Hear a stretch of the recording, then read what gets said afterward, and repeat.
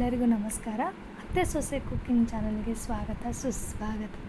ಏನು ವಿಶೇಷ ಅಂದರೆ ನಿಮಗೆ ಗೊತ್ತಿರ್ಬೋದು, ಗೊತ್ತಿಲ್ಲ ಅಂದರೆ ನಾನು ಹೇಳ್ತೀನಿ.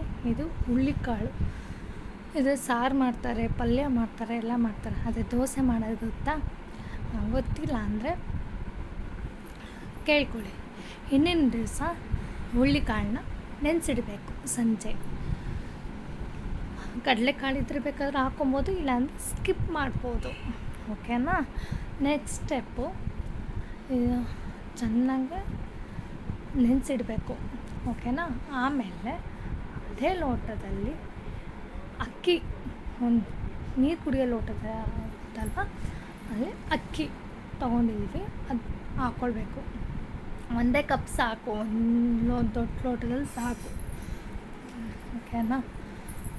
ಅದೇ ಚೆನ್ನಾಗೆ ತೊಳ್ಕೊಂಡು, ಏನೋ ಇದಿರಬಾರ್ದು, ಅದೇ ಒಂದು ಲೋಟ ನೀರು ಹಾಕ್ಕೊಳ್ಬೇಕು. ಅದೇ ಲೋಟದಲ್ಲಿ, ಈಗ ಆ ಲೋಟದಲ್ಲಿ ಅಕ್ಕಿ ಹಾಕಿರ್ತಾರೋ ಅದೇ ಲೋಟದಲ್ಲಿ ನೀರು ಹಾಕ್ಕೊಳ್ಬೇಕು. ಓಕೆನಾ? ನೆಕ್ಸ್ಟ್ ಸ್ಟೆಪ್ಪು, ಉದ್ದಿನಬೇಳೆ ಅರ್ಧ ಕಪ್ ತೊಗೊಬೇಕು. ಅರ್ಧ ಕಪ್ ತೊಗೊಂಡು ಅದನ್ನು ಚೆನ್ನಾಗಿ ತೊಳ್ಕೊಬೇಕು. ತೊಳ್ಕೊಂಡು ಅದು ನೀರು ಹಾಕಿ ನೆನೆಸಿಡ್ಬೇಕು. 2 ಅವರ್ ನೆನಿಬೇಕು. 2 ಅವರ್ ನೆನಿಬೇಕು. ನೆಂದಿದೆ. ಈಗ ಹುಳ್ಳಿಕಾಳು ಇದೆಯಲ್ವ, ಅದು ನೆನೆಸ್ಕೊಂಡಿರ್ತೀವಲ್ವ, ಅದನ್ನು ಜಾರಿಗೆ ಹಾಕ್ಕೊಂಡು ನೈಸಾಗಿ ರುಬ್ಕೊಳ್ಬೇಕು.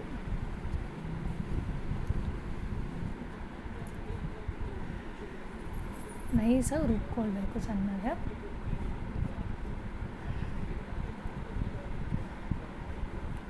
ಅತ್ತೆ ರುಬ್ತಾ ಇದ್ದಾರೆ.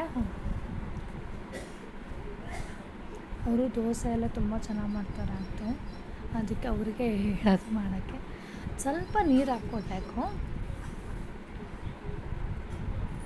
ಇಬ್ಬರು ಸೇರಿಕೊಂಡು ಮಾಡ್ತೀವಿ. ಅತ್ತೆ ಸೊಸೆ ಕುಕ್ಕಿಂಗ್ ಚಾನಲ್ ಅಂದರೆ ಏನು? ಅತ್ತೆನೂ ಮಾಡ್ತಾರೆ, ಸೊಸೆನೂ ಮಾಡ್ತಾರೆ ಅಂತ. ಚೆನ್ನಾಗಿ ರುಬ್ಕೊಳ್ಬೇಕು. ಇವರೇ ನಮ್ಮ ಅತ್ತೆ, ಯಶೋದಮಯ್ಯ. ಚೆನ್ನಾಗಿ ರುಬ್ಕೊಳ್ಬೇಕು. ನೋಡಿ, ರುಬ್ಬಿದೆ. ಅದನ್ನು ಇನ್ನೊಂದು ಪಾತ್ರೆಗೆ ಸರ್ವ್ ಮಾಡ್ಕೊಳ್ಬೇಕು. ನೋಡಿ, ಚೆನ್ನಾಗೆ ರುಣ್ಣಗಾಗಿದೆ.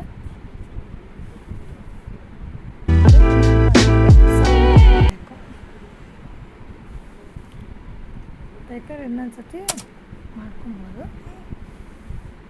ಆಗಿಲ್ಲ ಅಂದರೆ ಇನ್ನೊಂದು ಪಾತ್ರೆಗೆ ಸರ್ವ್ ಮಾಡ್ಕೊಂಡಿದ್ದೀವಿ. ಅದೇ ಜಾರಲ್ಲಿ ನಾವು ಅಕ್ಕಿ ಮತ್ತು ಉದ್ದಿನಬೇಳೆ ನೆನೆಸ್ಕೊಂಡಿರ್ತೀವಲ್ವ 2 ಅವರ್, ಅದನ್ನು ಹಾಕ್ಕೊಳ್ಬೇಕು. ಅದು ಎಕ್ಸ್ಟ್ರಾ ಉಳ್ಕೊಂಡಿರೋದು, ಅದಕ್ಕೋಸ್ಕರ ಅದು ಹಾಕಲ್ಲ. ಉದ್ದಿನಬೇಳೆ ಸ್ವಲ್ಪ ನೀರು ಇರ್ತಲ್ಲ, ಅದು ತಗೊಂಡಿದ್ದು. ಆಮೇಲೆ ಲಾಸ್ಟಿಗೆ ಹಾಕ್ಕೊಳಕ್ಕೆ ಉದ್ದಿನಬೇಳೆ ಮತ್ತು ಅಕ್ಕಿ 2 ಹಾಕ್ಕೊಂಡು ರುಬ್ಕೊಳ್ಬೇಕು.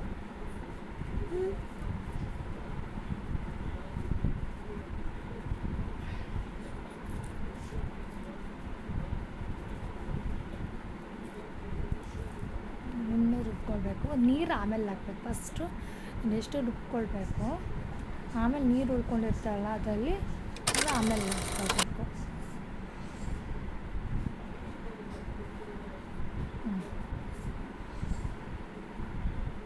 ಈಗ ರುಬ್ತೀವಿ ನೈಸಾಗೆ.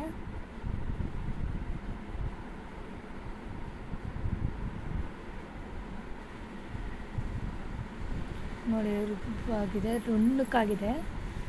ಎಲ್ಲ ಹಾಕ್ಕೊಳ್ಬೇಕು. ರುಚಿಗೆ ತಕ್ಕಷ್ಟು ಕಲ್ಲುಪ್ಪು ಹಾಕ್ಕೊಂಡಿದ್ದೀವಿ. ಸ್ವಲ್ಪ ನೀರು ಹಾಕ್ಕೊಂಡು ರುಬ್ಕೊಳ್ಬೇಕು. ಮತ್ತೆ ರುಣ್ಣಗಾಗಿದೆ. ಇನ್ನೊಂದು ಅದೇ ಪಾತ್ರೆಗೆ ಸರ್ವ್ ಮಾಡ್ಕೊಬೇಕು.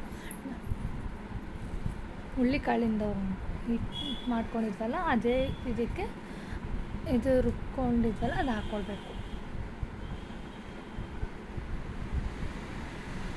ಮಿಕ್ಸ್ ಮಾಡ್ಕೊಬೇಕೆಲ್ಲ ಅದು ಮತ್ತು ಇದು ಸ್ವಲ್ಪ ಬೇಕಾದ್ರೆ ಟೇಸ್ಟಿಗೆ ಸಕ್ಕರೆ ಹಾಕ್ಕೊಳ್ಬೋದು.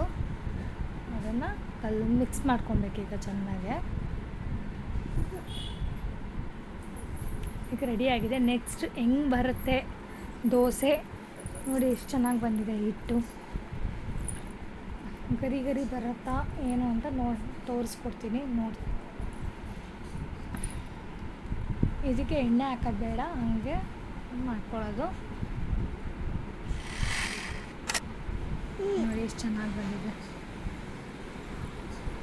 ಸ್ವಲ್ಪ ಕಷ್ಟ ಆಗ್ಬೋದು ಬರೋಕ್ಕೆ, ಆಮೇಲೆ ಈಸಿ ಆಗುತ್ತೆ ಬರೋಕ್ಕೆ.